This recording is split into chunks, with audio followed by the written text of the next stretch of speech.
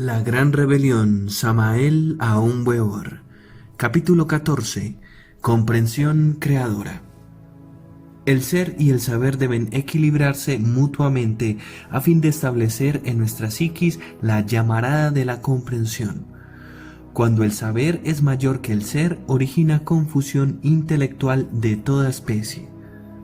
Si el ser es mayor que el saber, puede dar casos tan graves como el del santo estúpido. En el terreno de la vida práctica conviene autoobservar con el propósito de autodescubrirnos. Es precisamente la vida práctica el gimnasio psicológico mediante el cual podemos descubrir nuestros defectos. En estado de alerta percepción, alerta novedad, podemos verificar directamente que los defectos escondidos afloran espontáneamente.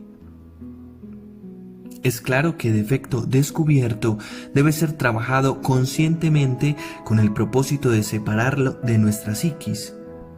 Ante todo, no debemos identificarnos con ningún yo defecto si es que en realidad deseamos eliminarlo. Si parados sobre una tabla deseamos levantar esta para colocarla arrimada a una pared, no sería posible esto si continuáramos parados sobre ella. Obviamente, debemos empezar por separar a la tabla de sí mismos, retirándonos de la misma y luego con nuestras manos levantar la tabla y colocarla recargada al muro. Similarmente, no debemos identificarnos con ningún agregado psíquico si es que en verdad deseamos separarlo de nuestra psiquis.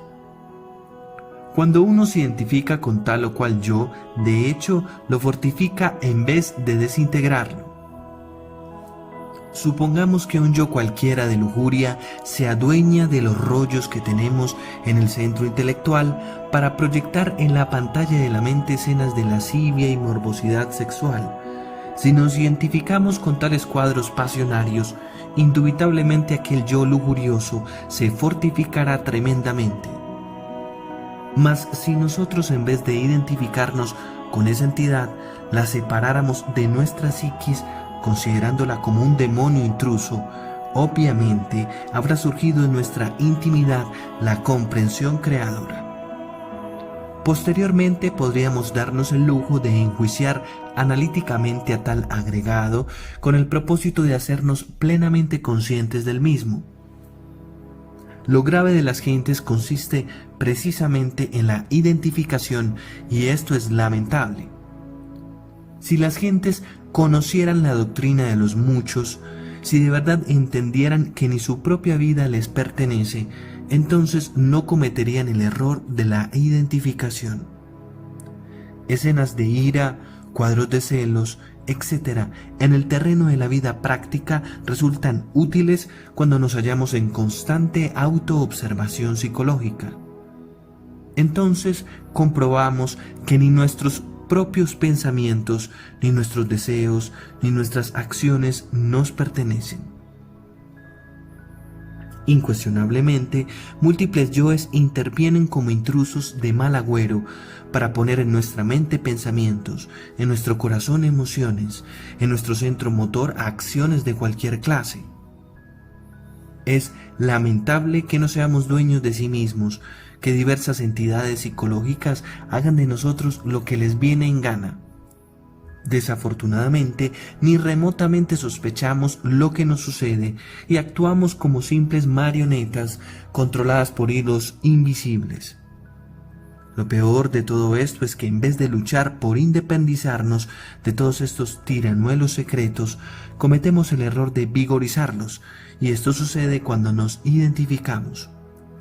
Cualquier escena callejera, cualquier drama familiar, cualquier riña tonta entre cónyuges se debe indubitablemente a tal o cual yo, y esto es algo que jamás debemos ignorar. La vida práctica es el espejo psicológico donde podemos vernos a sí mismos tal cual somos. Pero ante todo debemos comprender la necesidad de vernos a sí mismos, la necesidad de cambiar radicalmente. Solo así tendremos ganas de observarnos realmente. Quien se contenta con el estado en el que vive, el necio, el retardatario, el negligente, no sentirá nunca el deseo de verse a sí mismo, se querrá demasiado y en modo alguno estará dispuesto a revisar su conducta, su modo de ser.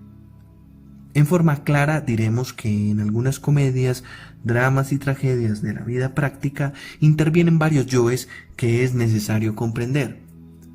En cualquier escena de celos pasionarios entran en juego yoes de lujuria, ira, amor propio, celos, etcétera, etcétera, etcétera, que posteriormente deberían ser enjuiciados analíticamente, cada uno por separado, a fin de comprenderlos íntegramente con el evidente propósito de desintegrarlos totalmente.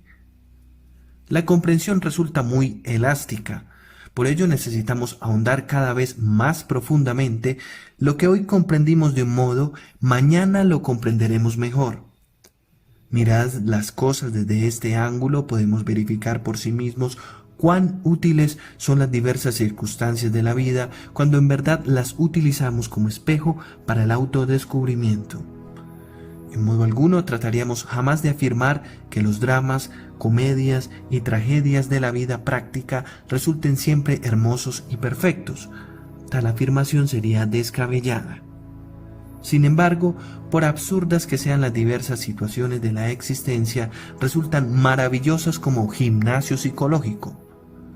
El trabajo relacionado con la disolución de los diversos elementos que constituyen el mí mismo resulta espantosamente difícil. Entre las cadencias del verso también se esconde el delito. Entre el perfume delicioso de los templos se esconde el delito. El delito a veces se vuelve tan refinado que se confunde con la santidad y tan cruel que se llega a parecer a la dulzura. El delito se viste con la toga del juez, con la túnica del maestro, con el ropaje del mendigo, con el traje del Señor y hasta con la túnica del Cristo. Comprensión es fundamental, mas en el trabajo de disolución de los agregados psíquicos no es todo, como veremos en el capítulo siguiente. Resulta urgente, inaplazable, hacernos conscientes de cada yo para separarlo de nuestra psiquis, mas eso no es todo, falta algo más.